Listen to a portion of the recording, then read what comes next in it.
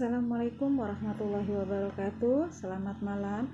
Saya ucapkan terima kasih kepada Bapak Joni Tasmanto, Sarjana Sosial MM, selaku dosen mata kuliah pengantar ilmu ekonomi dan bisnis.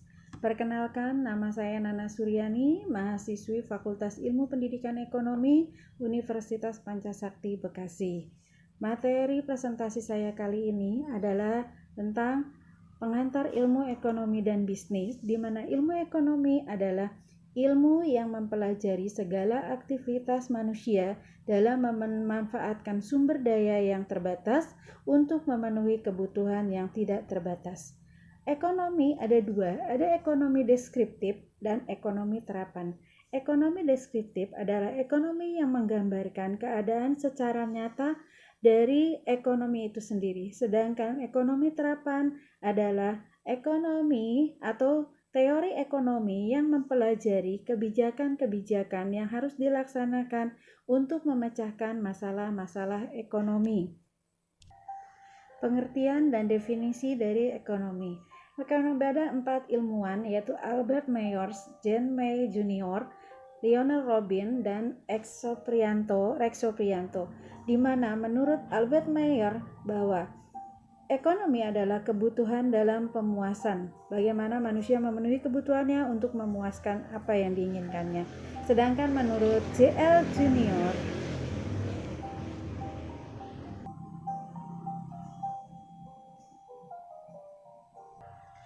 istilah masalah dan mengapa kita harus belajar ekonomi. Yang pertama adalah istilah. Ada 2 istilah dalam ekonomi, yaitu tentang barang dan jasa, serta barang ekonomi dan barang bebas. Di mana barang dan jasa kita bisa ketahui, sedangkan untuk barang ekonomi adalah barang yang jumlahnya terbatas, sedangkan barang bebas adalah barang yang banyak sekali jumlahnya tidak terbatas tanpa harus memenuhinya dengan masalah ekonomi yang sering muncul. Itu kita kenal dengan istilah 4W1H, di mana yang pertama adalah what. What itu apa? Kita harus memenuhi alternatif sumber daya alam yang digunakan. Untuk apa? Bahan baku apa yang akan kita gunakan? Yang kedua, why. Why itu mengapa barang tersebut harus kita produksi. Yang ketiga, who. Untuk siapa barang tersebut kita produksi atau kita buat. Yang keempat adalah how, berapa jumlah biaya yang harus digunakan di dalam proses pembuatan barang tersebut. When, kapan barang tersebut akan mulai diproduksi. Yang berikutnya adalah mengapa kita harus mempelajari ekonomi. Yang pertama adalah untuk memenuhi cara berpikir, memudahkan dalam berpikir. Yang kedua, memudahkan dalam mengambil keputusan. Yang ketiga, dapat memahami pemenuhan kebutuhan. Yang keempat, merupakan mengenal apa saja yang menjadi masalah nasional dan internasional. Kebutuhan yang kita kenal itu bisa kita bagi menjadi 4. Pertama, berdasarkan kegunaannya. Kebutuhan berdasarkan kegunaannya itu terbagi menjadi 3. Yang pertama adalah kebutuhan primer, kebutuhan sekunder, dan kebutuhan tersier. Sedangkan berdasarkan sifatnya, kebutuhan itu dibagi 2, yaitu kebutuhan jasmani dan kebutuhan rohani. Yang ketiga, berdasarkan waktu. Berdasarkan waktu kebutuhan itu ada 2, yaitu berdasarkan waktu saat ini dan akan datang. Sedangkan yang keempat, berdasarkan subjek, siapa yang memenuhi kebutuhan ini secara individual atau secara kolektif. Cara memuaskan kebutuhan adalah yang pertama, untuk cara memperolehnya dengan ekonomi bebas. Yang kedua, kegunaan, berdasarkan kegunaannya, pemuasan kebutuhan itu ada 2, cara konsumsi dan produksi. Sedangkan berdasarkan proses pembuatan, itu ada bahan mentah, setengah jadi, dan bahan atau barang yang sudah jadi. Yang berikutnya adalah kaitan dengan barang lain. Itu sebagai barang komplement atau penukar dan barang substitusi atau barang pengganti.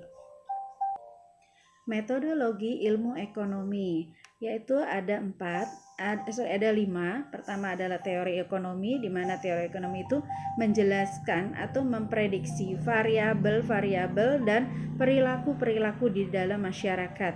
Yang kedua adalah model ekonomi, yaitu mempresentasikan pola keterkaitan antara variabel-variabel yang ada.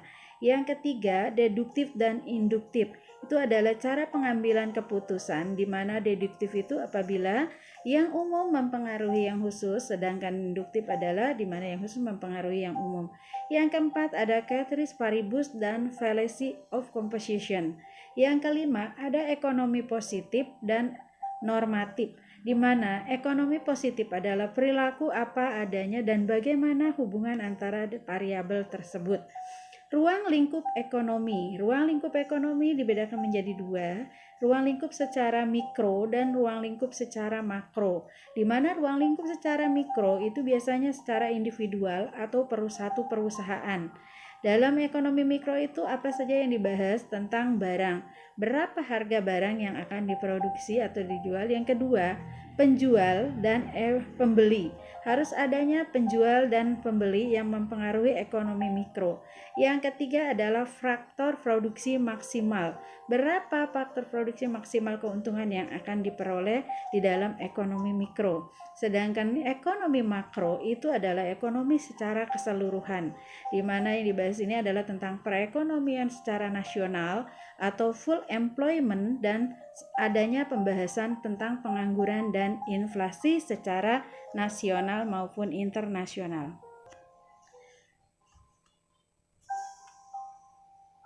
Pengertian bisnis dan jenisnya. Bisnis itu berasal dari bahasa Inggris yang tulisannya adalah business, yang artinya busy. Busy itu adalah sibuk. Sedangkan secara pengertiannya, bisnis adalah suatu organisasi yang menjual barang dan jasa yang melayani untuk mendapatkan laba atau tidak. Yang berikutnya ada jenis bisnis. Jenis bisnis itu ada 3. Yang pertama, jenis bisnis yang menjual barang, bisnis yang menjual jasa, dan bisnis yang gabungan, yaitu menjual barang dan jasa sekaligus.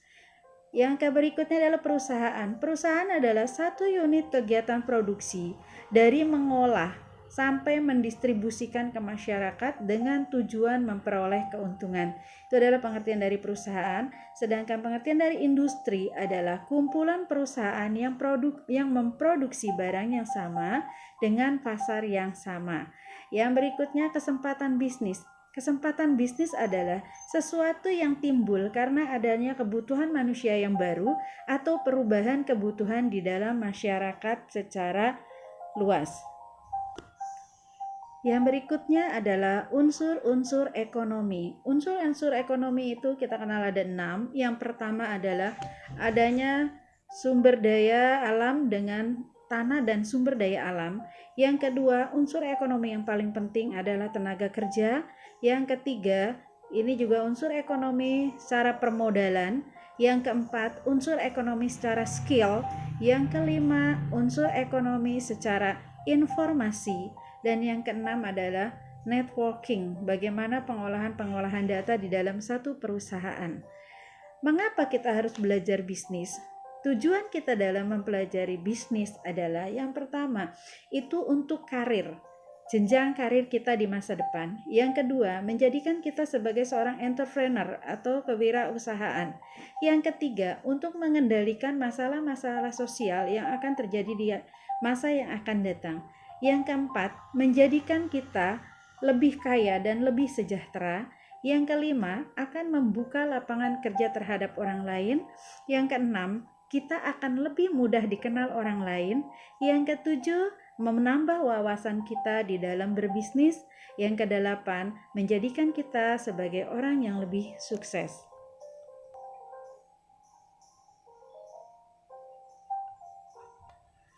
Perusahaan sebagai suatu sistem atau kesatuan atau unit yang terdiri dari sub-unit yang bekerja sama dan saling mempengaruhi untuk mencapai tujuan tertentu. Sifat sistem dari perusahaan itu sifatnya ada 5, itu sangat kompleks dan merupakan satu kesatuan dengan jenis yang berbeda, di mana ada saling ketergantungan, akhirnya menumbuhkan satu pergerakan yang dinamis di dalam perusahaan.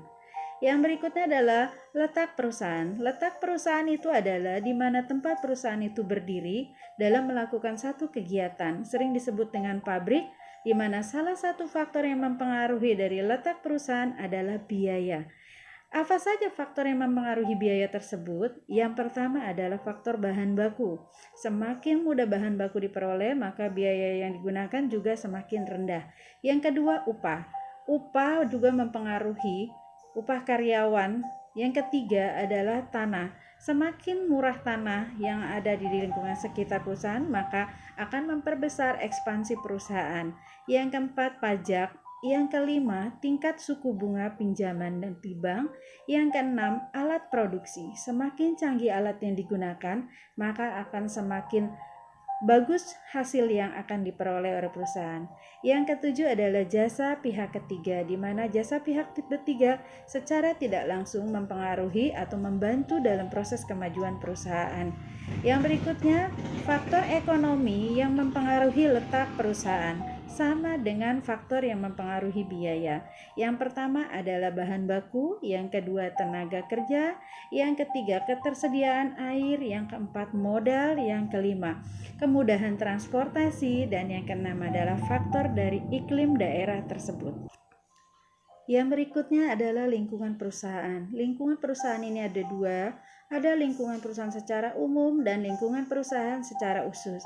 Lingkungan perusahaan secara umum itu terkait dengan politik yang terjadi, yang kedua adalah hukum-hukum yang ada di daerah tersebut, yang ketiga hubungan sosial di masyarakat yang ada di sekitarnya, yang keempat adalah perekonomian dari masyarakat sekitar, yang keenam kebudayaan, yang ketujuh pendidikan, yang kedelapan adalah teknologi yang digunakan.